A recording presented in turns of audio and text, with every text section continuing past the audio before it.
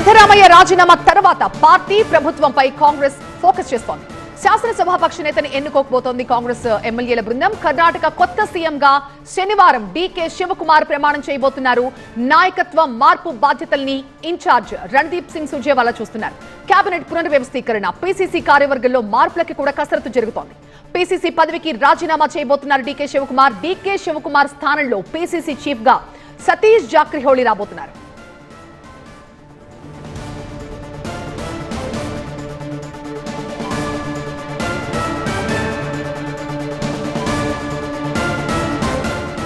మా bureau chief Gopi Delhi నుంచి మనకి లైవ్ లో అందుబాటులో ఉన్నారు మరింత సమాచారంతో. గోపి, ఈ కర్ణాటకం ఇవాళ్లతో ముగిసినట్టేనా, ఇంకా మళ్ళీ ఏమైనా ట్విస్ట్ అండ్ టర్న్స్ మనం చూడబోతున్నామా?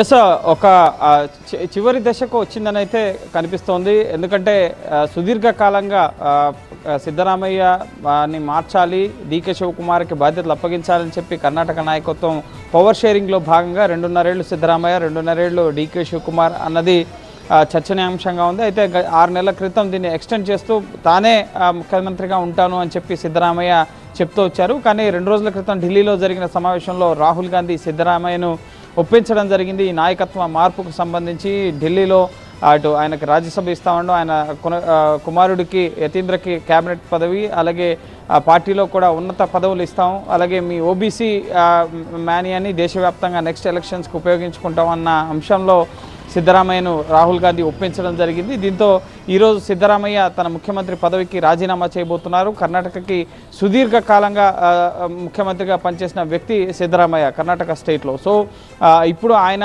ముఖ్యమంత్రి పదవికి రాజీనామా చేస్తా అంటే మంత్రులు, ఆయన కేడర్లో ఉన్న ఎమ్మెల్యేలు, సో వీళ్ళంతా కూడా ప్రస్తుతానికి బాహాటంగా అయితే హైకమాండ్దే అంతిమ నిర్ణయం అని చెప్తున్నప్పటికీ ఈ సమావేశంలో ముఖ్యంగా ఏమన్నా ఆసక్తికర పరిణామాలు చోటు చేసుకుంటాయా అన్న చర్చ అయితే కొనసాగుతోంది. ప్రస్తుతం బ్రేక్ఫాస్ట్ మీటింగ్ మరి కాసేపట్లో ప్రారంభం కాబోతోంది.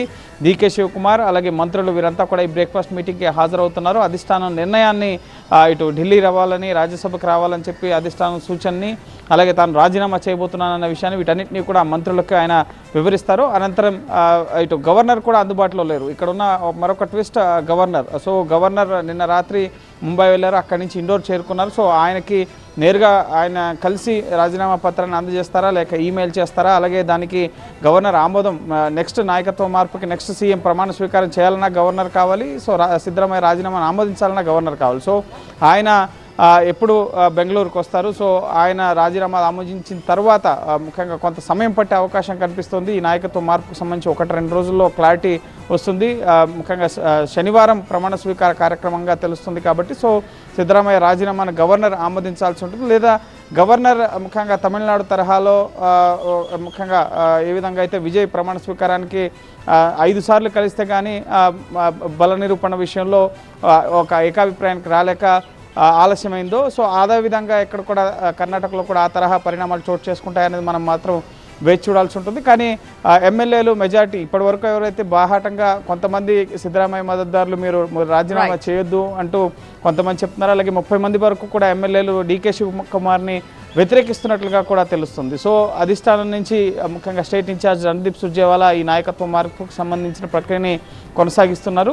నెక్స్ట్ ముఖ్యంగా సిద్ధరామయ్య రాజీనామా చేసిన తర్వాత సిఎల్పి సమావేశం ఏర్పాటు చేసుకుని సిఎల్పి నేతను ఎన్నుకుని మళ్ళీ గవర్నర్ని కలిసి ముఖ్యమంత్రి అలాగే కేబినెట్ పునర్వ్యవస్థీకరణ, ఇటు పీసీసీ కార్యవర్గం 2020 నుంచి కూడా డీకే శివకుమారే పీసీసీగా ఉన్నారు. సో 6 ఏళ్లుగా ఆయన ఉన్నారు కాబట్టి సో ఇప్పుడు డిప్యూటీ సీఎం పీసీసీగా ఉన్నారు. సో నెక్స్ట్ సీఎం అయితే పీసీసీ పదవిని వదులుకోవాల్సి వస్తుంది కాబట్టి నెక్స్ట్ పీసీసీగా మరొకరికి అవకాశం కల్పించబోతున్నారు. సో చాలా కీలక పరిణామాలు ఈరోజు రేపు కర్ణాటకలో చోటు చేసుకోబోతున్నాయి. Right Gopi, thank you.